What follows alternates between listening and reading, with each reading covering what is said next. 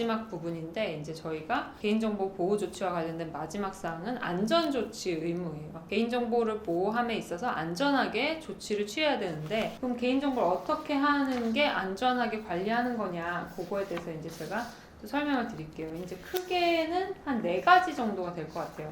4가지를 보면 우선 접근 권한을 관리를 해야 되고요. 그다음 비인가자에 대한 접근을 물리적으로 통제해야 되고 고유 식별 정보 같은 경우 우리가 아까 말한 주민번호 같은 것들은 반드시 암호화를 해야 되고 4번째로는 개인정보를 접근할 수 있는 통로인 비밀번호도 암호화를 해야 된다. 이 4가지 정도를 제가 이제 설명을 드릴게요. 개인정보 관련된 컨설팅이나 자문할 때 요거를 좀 말씀을 드리긴 하지만 실제로 많은 회사들이 요 업무를 제대로 이행하지 못하는 경우가 있어요. 그래서 이해도 잘 하지 못하시는 부분이 있어서 제가 이제 조금 어려운 내용일 수도 있지만 유튜브에서 좀 설명을 드리고 조금이나마 이 개인정보 보호와 관련된 업무들을 잘 처리하셨으면 좋겠는데요. 우선은 접근 권한 관리에 대해서 좀 말씀을 드릴게요. 어떤 걸까요? 말 그대로 접근을 권한을 부여하는 관리자인데 예를 들어서 너는 A까지만 들어올 수 있어. 너는 B까지만 들어올 수 있어. 맞아요. C까지만 들어올 수 맞아요. 있어. 차등한다는 거죠. 등급 매기는 사람이 맞아요. 개인정보 담당 부서는 좀 더 많이 접근할 수 있겠죠? 네. 근데 전혀 개인정보 보호와 상관없는 홍보 담당, 마케팅 담당 부서다. 그럼 개인정보에 대한 접근 권한을 굳이 부여할 필요는 없어요. 약간 비선 실세. 그 개인정보 처리 담당 직원들은 좀 업무적으로 이제 보안을 철저히 해야 되는 그런 부분이 있죠. 영업비밀 관련해서도 저희가 말씀드렸다시피 접근 권한을 이제 분리해서 이렇게 통제하는 게 한 가지 통제 방식 중에 하나거든요. 그래서 그거를 하는 방식은 그럼 어떻게 되냐? 접근 권한을 누구누구한테 부여했는지를 잘 이제 파악을 해두고 그리고 요거를 접근 권한 부여나 변경과 관련한 정보는 3년 동안 보관을 해야 되고 만약에 이제 이게 변경됐다 그러면 또 변경된 정보에 대해서도 3년을 보관해야 되는 거예요. 예를 들면 원법님이 개인정보를 다 볼 수 있었어요. 이용자에 대한. 근데 원법님이 이제 또 승진을 또 했어요. 또 해가지고 하면 이제 더 많이 볼 수 있게 돼요. 근데 만약에 갑자기 이사직에서 이제 나는 이 회사는 이제 프리랜서를 하고 싶다. 그럼 프리랜서가 됐어요. 좀 약간 현실적으로 좌천이라는 단어 있을까요? 좌천?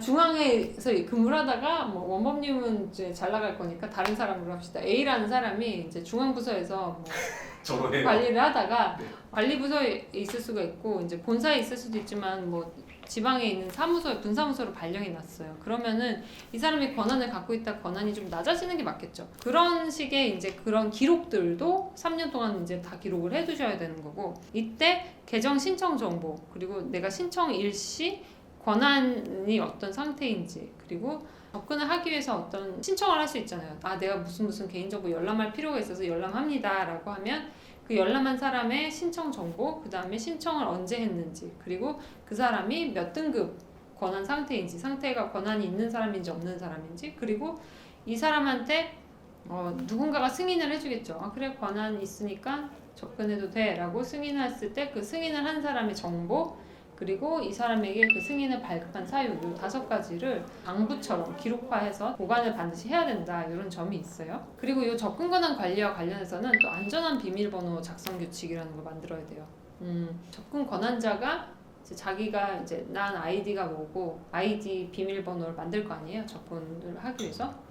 이 비밀번호는 안전하게 생성을 해야 된다는 그런 것도 있어요. 통제 시스템에 접근할 수 있는 어떤 비밀번호를 쉽게 만들면 안 되고 우리 비밀번호 이제 만드는 어떤 권고되는 비밀번호 이런 게 막 뜨잖아요. 그렇죠. 숫자 8개에다가 영어 2개 넣고 특수문자 2개. 그러니까 그런 작성 규칙까지도 만들라는 게 이 개인정보에 관련된 보호 조치 중에 하나예요. 그래서 그렇게 만들고 그리고 개인정보를 열람하기 위한 비밀번호 보통은 5회까지 입력할 수 있고 5회 지나면 다시 재설정해야 되잖아요. 5입력 횟수에 대한 제한도 만들어야 돼요. 이 개인정보에 대한 접근 권한 관리고 그 다음에 비인가자에 대한 접근을 통제를 해야 되는데 그 전에요. 한 가지 궁금한 게요. 네. 예를 들어서 비밀번호를 어렵게 만들고 비밀번호 횟수 제한을 걸어놓은 게 또 있고 네. 보통은 뭐 3개월마다 비밀번호를 바꿔라 뭐 이런 것도 뭐 제한을 거는 경우도 있나요? 그렇죠.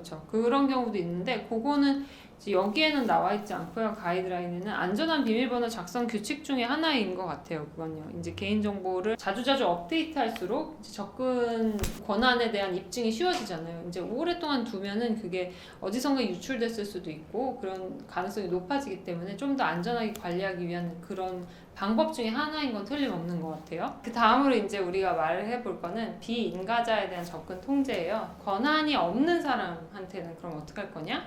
권한이 없는 사람을 막아야 되겠죠. 그거 어떻게 막냐? 두 가지 방법이 우선 기본적으로 있어요. 한 가지는 방화벽 또는 침입 탐지 시스템을 이제 설치를 하는 거예요. 방화벽을 설치하는 거는 보통은 해외 IP 접속 차단 이런 거 많이 하죠. 그런 식으로 이제 하기도 하고 또 침입 탐지 시스템 갑자기 뭐 디도스 공격이라든지 공격이 이제 있다. 공격 패턴이 있다고 제가 알고 있거든요. 공격 패턴에 부합하는 어떤 침입 공격이 있다라고 하면 그걸 막을 수 있도록 FDS라고도 하는데 탐지 시스템을 설치를 해둬야 된다는 거예요. 제가 사실 가상 자산 거래소 이제 자문도 많이 하는데 그런데 특히 FDS 시스템이 되게 잘 돼 있어요. 그래가지고 외부 해킹 공격을 이제 방어하기 위해서 막 24시간 뭐 보초라 그래야 되나요? 야근한다 그래야 되나요? 막 아무튼 그런 걸 많이 하시더라고요.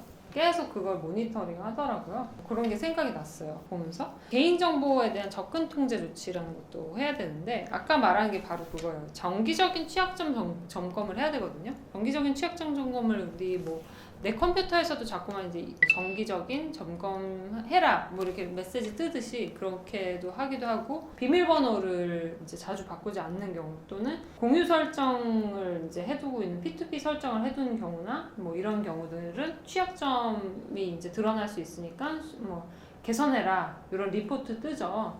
그런 부분들도 요거 하나로서 이제 비인가자 접근 통제 방안 중에 하나로 제시가 되고 있어요. 실제 이런 것들을 활용하시는 게 좋을 거라고 생각하고요. 만약에 그래서 뭐 개인정보 포함된 파일의 접속 경로에 인증 절차가 적용되는지 이런 것들도 반드시 확인을 해둬야 되는 부분. 그래서 개인정보가 포함된 파일에 대해서는 비인가자가 절대 접근하지 못하도록 이제 내부적으로 이제 시스템을 잘 구축해둘 필요가 있어요. 그다음에 고유 식별 정보는 암호화해서 이제 보관을 해야 되는데요. 우리가 보통 일반 사업자들은 요즘 그런 경우가 많이 없죠. 주민등록번호를 보관하거나 관리하는 일이 많이 없어요. 예외적으로 법에 의해서 허용된 한도 내에서 주민번호를 관리하시는 사업자들이 있으시다면 이걸 반드시 암호화를 해서 관리를 해야 되고 그리고 요거를 전달을 할 경우가 있잖아요. 그럴 때는 보안 USB를 활용하라고 돼 있어요. 보안 USB 활용하거나 보조 저장 매체에 저장을 하는데 이게 보안 시스템이 이제 작동되는 그런 저장 매체에다가 반드시 저장을 하라는 거고 그다음에 내부망하고 외부망에서 접속할 때 내부망에서 내가 이 주민번호를 전달해야 되는 경우에도 마찬가지로 암호화를 하라는 거죠. 암호화해서 전달을 해야 되고 뭐 우리가 메일로 뭐 예를 들면 내부 안에서 뭐 웹메일로 이제 통제되는 환경 하에서 이제 보낼 때가 있잖아요. 그럴 때 반드시 이제 뭐 DRM을 건다든지 이렇게 주민번호와 관련된 내용들은 이제 암호화해서 저장하고 암호를 풀어서 그 사람이 활용할 수 있도록 만드는 게 필요하고 외부로 전송할 때도 이제 식별 정보가 들어가 있을 때는 암호화를 꼭 하셔야 됩니다. 근데 이때는 안전한 알고리즘으로 쓰라고 되어 있어요. 이 알고리즘도 좀 안전하게 이제 암호를 풀기 어려운 방식이 있을 테니까 그런 걸 쓰셔야 돼요. 구독, 좋아요. 비밀번호도 암호화를 해서 관리를 해야 되는데 암호화할 때는 이제 제한하는 방식은 일방향 암호화 알고리즘을 쓰라고 되어 있어요. 왜냐하면 이게 원본값을 유추할 수 없는 방식이어야 한다고 하고요. 그래서 여기 제한되어 있는 방식은 이게 사실 기술자가 아니라서 잘은 모르는데 SHA-256 방식 이걸 활용하는 게 안전한 방식이라고 해요. 접속 기록을 마지막으로 이제 보관하고 관리를 해야 되는데 이게 시스템에 자동으로 저장이 되도록 해야 돼요. 왜냐면 이제 외부에서 침입한 사람이 이제 침입을 했는데 이 저장이 안 돼서 누가 어디서 어떤 잘못된 IP로 흘러 들어왔는지 추적할 수 없다면 안 되기 때문에 이 시스템에 접속한 기록은 자동 기록되도록 하는 장치가 항상 이제 돌아가고 있어야 된다는 거죠. 그때 우리가 저장을 해야 되는 거는 접속 일시, 그리고 접속지, IP 주소, 정보 주체는 누군지, 그리고 그 사람이 수행한 업무는 뭔지, 들어와서 수정했는지, 삭제했는지, 뭐 다운로드 했는지 등등을 기록하도록 하는 장치를 꼭 개인정보와 관련해서는 내부적으로 설치를 해두셔야 된다. 근데 요거는 이제 요런 접속 기록은 이제 요것도 이제 기간이 있는데 민감 정보 같은 경우 또는 고유 식별 정보를 처리하는 시스템은 이런 접속 정보를 2년 동안 우리 직원 중에 누가 접속했는지 2년 동안 보관해야 되고 기타의 경우에는 1년 동안 보관을 하셔야 됩니다. 그리고 이 접속 기록 역시도 매월 점검을 하도록 하고 있어요. 점검 주체나 점검 시기, 점검한 항목이나 내용, 그리고 점검의 후속 조치까지도 기재를 하셔야 된다는 겁니다. 이런 접속 기록은 반드시 그래서 안전하게 보관을 해야 된다. 이런 점까지 저희가 한번 살펴보았습니다. 우선 개인정보를 수집하고 이용할 땐 반드시 동의를 받아야 된다. 그리고 개인정보 파기는 즉시 파기 원칙이다. 그리고 예외적으로 이제 별도 보관해야 될 때는 반드시 다른 정보와는 분리해서 보관을 해야 된다. 세 번째로는 고유식별 정보를 처리할 때는 반드시 별도 동의를 받은 다음에 수집 목적과 보유 기간을 표시해서 해야 되고 안전성 확보를 위한 조치를 별도로 처리해야 된다. 네 번째로는 개인정보를 위탁 처리할 때 우리의 업무를 위해서 제3의 업체에게 위탁할 때는 그 업체가 제대로 이 관리를 하고 있는지 그리고 여러 가지 감독 의무를 우리가 부담해야 된다. 기본적으로 위탁 처리와 관련된 계약서엔 6가지 필수 항목이 들어가야 되고 이걸 제대로 이행하고 있는지 확인을 해야 되고 교육도 주기적으로 수행을 하셔야 된다. 마지막으로 이제 살펴본 게 저희가 개인정보 안전조치 의무였죠. 접근 권한을 관리해야 되고 비인가자가 접근하지 못하도록 막아야 되고 비밀번호 같은 경우는 암호화를 잘 해야 된다.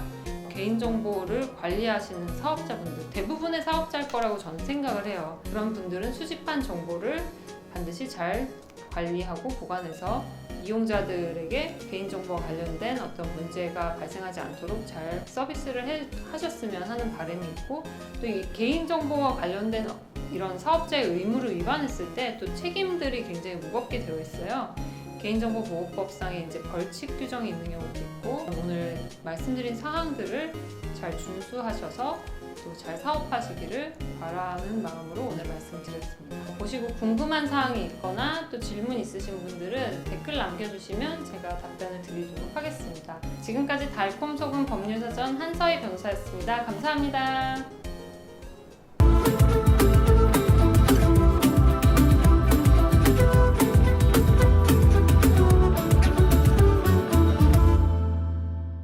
구독, 좋아요, 알림 설정